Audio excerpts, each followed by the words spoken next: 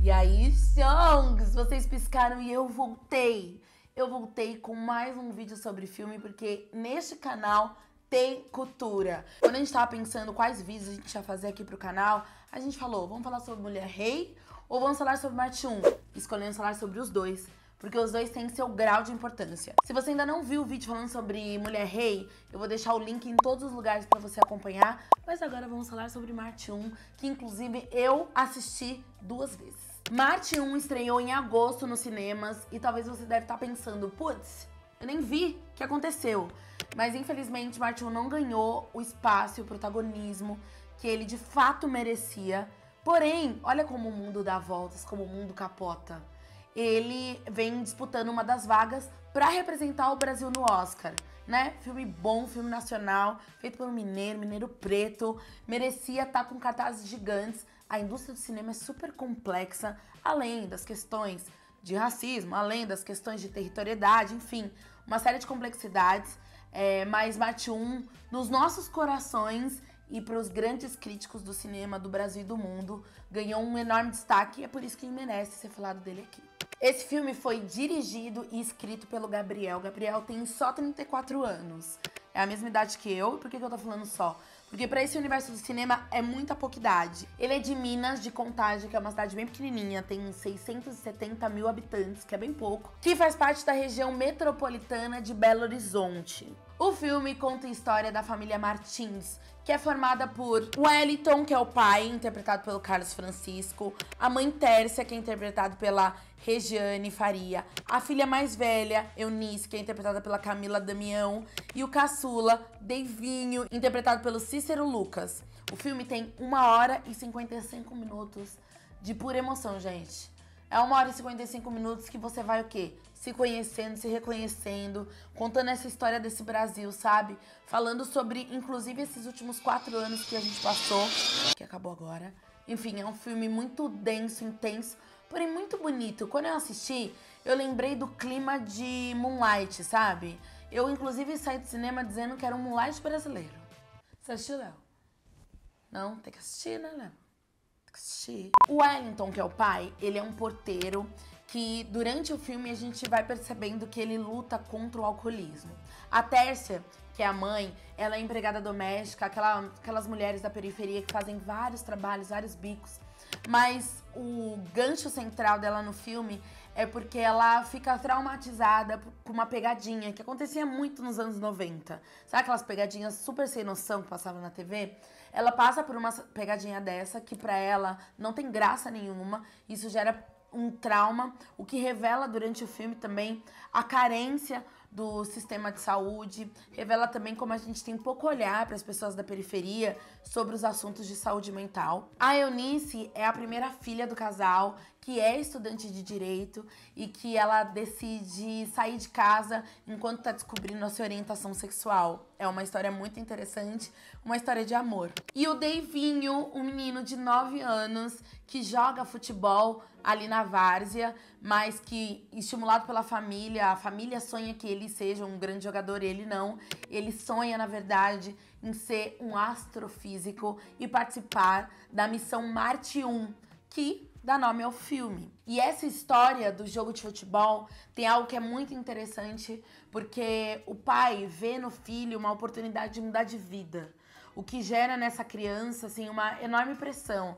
Ele também fica indo pro futebol, tentando fazer as graças do pai, da família, porque ele também quer mudar de vida em algum nível. Porém, o sonho dele é totalmente outro. E essa pressão que essa criança sofre é tanta que tem uma cena que ele, inclusive, arrisca a sua própria vida para não participar de uma peneira que o pai, com muito sonho, muito custo, tentou para ele. E não é que o pai, ele é um autoritário, nada disso. É que o pai, ele sonha em dar pro seu filho uma vida melhor, ele sonha em ter uma vida melhor e ele deposita a esperança nos filhos. Na verdade, isso é algo que acontece em muitas famílias, né? Pode ser no futebol, mas pode ser em outros talentos que uma família encontra numa criança, né? De depositar ali uma enorme expectativa, mãe de modelo, pai de jogador de futebol, pai de família de músico, pai de família de gente, de crianças que tem um talento acima da média, de achar que pode acontecer uma grande revolução. E esse filme é uma ficção,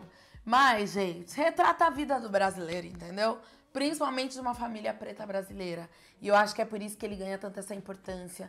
E pra mim vai ser um grande representante de Oscar. De uma forma muito elegante, porém impossível de não prestar atenção. O filme passa entre 2018 e 2019 e uma das primeiras cenas do filme mostra uma fala do presidente Jair Bolsonaro. Ou seja, o filme ele é localizado bem no momento em que Jair Bolsonaro ganha as eleições. Então o filme retrata como a vida daquela família pobre, de classe média baixa, da periferia, muda e se transforma.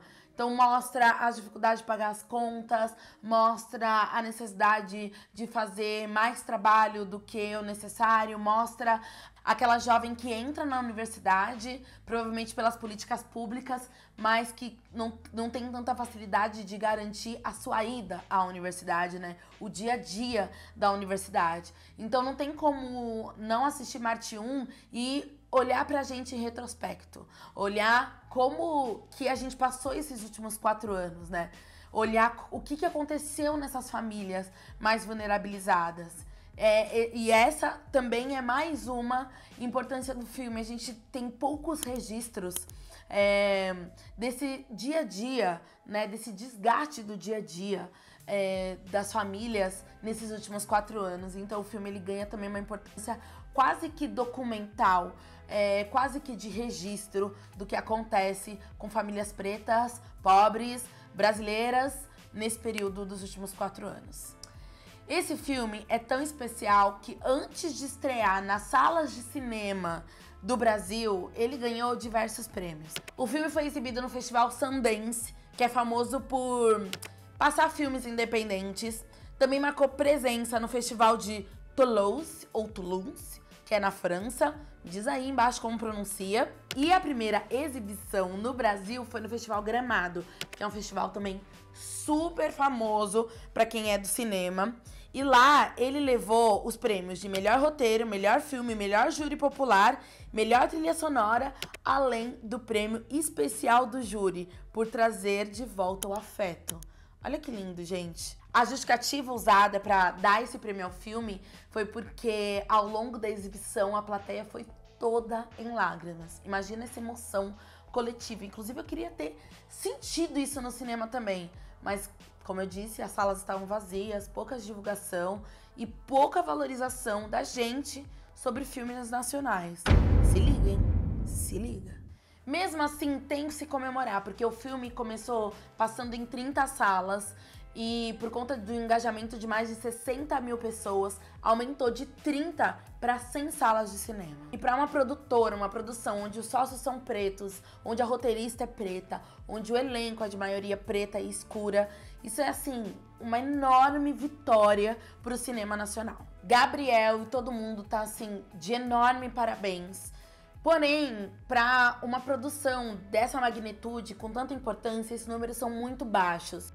Culpa de Gabriel, da produção, do elenco, do figurino, da trilha sonora?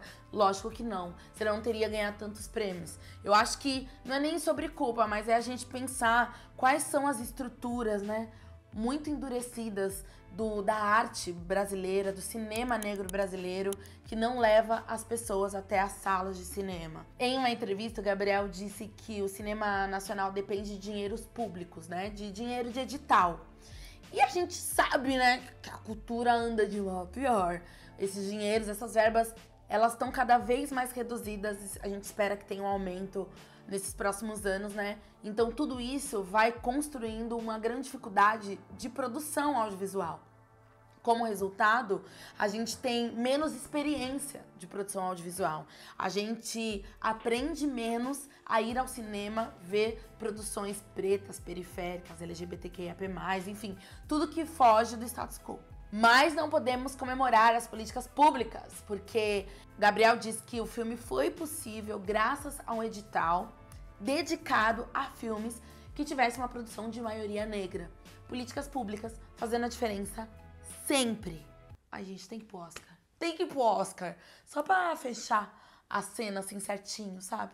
Um dos sócios da produtora diz que Gabriel chegou com essa ideia de filme em 2016. Que quem estava no governo, ali ó, passando a canetada nos editais, a nossa querida Dilma Rousseff. Ele disse assim, abre aspas, o filme foi produzido graças a um fundo público em 2016, voltado para diretores negros e narrativas de temática negra, com o intuito de levar às telas cineastas de grupos minoritários. Obviamente, esse fundo não existe mais, por conta daquele corte à cultura que a gente já conhece. E aí ele contou que o longa-metragem foi rodado em 2018, logo depois das eleições, que influenciou no roteiro final.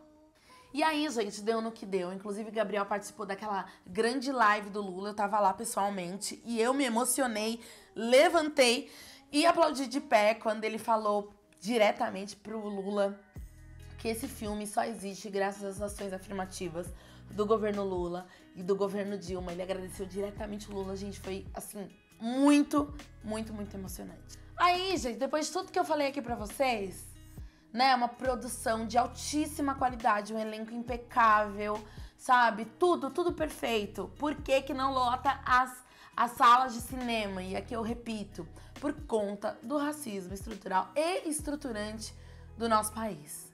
Sem contar o lance, né, do nosso auto-ódio em relação às produções brasileiras, né? Aí, se a gente parar pra pensar, ao mesmo tempo, teve produções internacionais que lotaram sala de cinema. Uma delas, inclusive, Mulher Rei, que a gente fez vídeo, que eu já disse pra vocês, mas que a gente deveria ir ao cinema para ver as duas coisas. E nessas escolhas, muitas vezes a gente podia valorizar o nosso país, né? Principalmente a gente se diz tão patriota, por que não valorizar quando a gente também tá falando sobre uma produção negra, uma produção audiovisual? E é por isso que Marte 1 ganha essa enorme importância de diversas formas, em diversos níveis. Ainda bem que a Academia Nacional de Cinema reconheceu a importância de Marte 1 e indicou ele para uma das primeiras etapas do Oscar. São várias etapas até um filme representar o Brasil. Mas a gente tem que percorrer essas etapas. Marte 1 tá aí para ser selecionado e eu vou ficar assim, muito orgulhosa se isso rolar. A Bárbara, presidente da comissão responsável que escolheu Marte 1, né, para representar o Brasil, ela disse, abre aspas, o Marte 1 sintetiza bem o cinema brasileiro, com qualidade narrativa e técnica, que vem sendo realizado hoje, representando a diversidade do país. Isso é muito maravilhoso, né, gente? Porque é isso, quando a gente lembra que Vaiolinha já disse, oportunidade, né? Eles tiveram ali oportunidade, espaço, dinheiro, e aí faz tudo bem, dá tudo certo, fica tudo lindo. E além disso tudo, se torna o primeiro filme onde o cineasta é negro a representar o Brasil no Oscar. E se o filme for mesmo pro Oscar, Gabriel vai ser o quarto cineasta negro a ser indicado como melhor filme na história da premiação, na história do Oscar. Pra gente ver como o problema estrutural, né, do racismo não é só do Brasil, é do mundo. Os outros filmes foram, diz aí, Márcio. Fora da Lei em 2011, Dias de Glória em 2007, Dust of Life em 1996 e o Timbuktu em 2015. Falta mais, né? Tá faltando, não tá? E tem o francês Os Miseráveis em 2020. Ah, é? Então são 5. Sim. Não são 4. É isso? São 5, então. Pouco. Segue sendo pouco. E mais, se esse filme for pra premiação, ele quebra um jejum de 23 anos. Que a última vez que o Brasil foi pro Oscar foi com o Central do Brasil, em 1999. Eu era uma criança ainda. E voltando a falar do filme, Gabriel deu diversas declarações de que a coincidência entre ele e o filme, a família Martins do filme, não é só do sobrenome. Ele diz que tem um tio que parece o patriarca da família, um tio que também é fanático de futebol. E mesmo o Devinho, que é o personagem criança de 9 anos, ele diz que parece muito com ele. Ele também jogava num time de futebol do Cruzeiro, ele usava óculos. E o sonho dele também não era jogar futebol. Ainda bem, né? Porque a gente ganhou um enorme cineasta. É fácil você se identificar ou identificar alguém muito próximo de você. O filme é um mix de alegria, angústia, saudade, amor. Sabe? É tipo aquela música do Emicida, As Pequenas Alegrias da Vida Adulta. É o filme. Sem contar da beleza do simples. É tão lindo quando a gente se emociona, quando a gente ganha a capacidade de se emocionar a partir da história comum de uma outra pessoa. E eu acho que Marte 1 tem muito disso, né? Até os detalhes do filme. A cadeira de praia, a comida que eles estão comendo. Tudo é muito simples, mas há muita beleza no simples. Há muita beleza na simplicidade. É muito bonito ver a vida simples ganhando as telas de cinema. E é assim, nessa vibe positiva, emocionada e sonhadora, que eu quero encerrar esse vídeo. Porque tem muita coisa pra gente falar sobre o filme, inclusive quero continuar com vocês aqui nos comentários. Mas a mensagem final, a maior mensagem, o que esse filme enche os nossos corações quando a gente sai da sala de cinema, é o fato da gente poder sonhar. Sonhar e realizar. É aquela família dizendo tudo vai dar certo. Isso é muito lindo. Então, tá combinado. A gente continua aqui nos comentários. Me diz se você já assistiu. Me diz se você não assistiu. Me diz aonde assistir agora que saiu da sala de cinema, pelo amor de já. Que eu tenho vários amigos que querem assistir. Eu não sei dizer isso pra eles. E não esquece de comentar o comentário dos outros chongs. A meta relacionamento de chongs ainda tá valendo, hein? Quero que alguém case, namore, vire grandes amigos a partir dos comentários de vocês. Um beijo, até o próximo vídeo, que esse canal tá assim agora, ó! Um beijo, até semana que vem. Tchau! Agora não tem mais fechar a câmera. Ai, vou fechar.